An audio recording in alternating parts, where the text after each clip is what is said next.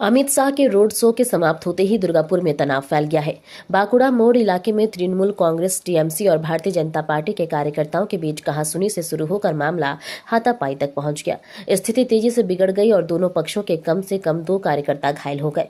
घायलों को रक्त रंजित अवस्था में दुर्गापुर महाकामा अस्पताल में भर्ती कराया गया है। घटना की जानकारी मिलते ही अस्पताल पहुंचे दुर्गापुर पश्चिम के बीजेपी उम्मीदवार लक्ष्मण चंद्र धोडोई और टीएमसी उम्मीदवार कबीर दत्त हैं।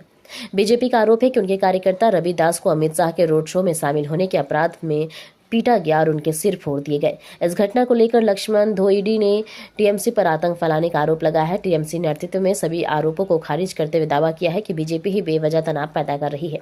कबीर दत्ता ने कहा कि अशांति की आग लगाना आसान है, लेकिन उसे बुझाना मुश्किल। पूरी घटना के बाद इलाके में अभी भी तनावपूर्ण स्थिति बनी हुई है। এটা বলছেন সেটা হচ্ছে যে তৃণমূল অহেতুক অশান্তি ছড়ানোর চেষ্টা করছে। ওনার কথার উত্তর দেওয়ার মতো মানসিকতা এই মুহূর্তে নেই।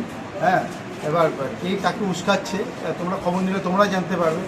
উস্কাচ্ছে কেউ কেউ, মার খাচ্ছে এই সাধারণ লোকগুলো যারা হসপিটালে বেডে ভর্তি হয়ে মাথা সেলাই করে আছে। তো যারা উস্কাচ্ছে তাদের বোঝা উচিত উস্কানোর আগে কী হতে পারে। আগুন লাগানো সোজা, নেভানো অনেক কঠিন। অভিভাবক বুঝে গেছেন, কেউ আর না কর্মীরা পছন্দ করছেন, নেতারা সঙ্গে আছে, কোনো নেই, তো গুন্ডাদেরই হচ্ছে।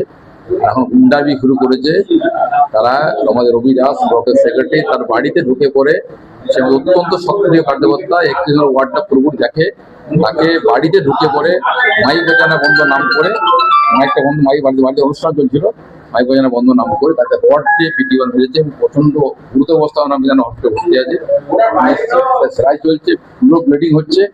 আমি এখানে কবিও বলবো, যে খেলা খেলছেন রক্ত নিয়ে, এই রক্ত 4 গুণ খেলা আমরা ভোগ করতে হবে।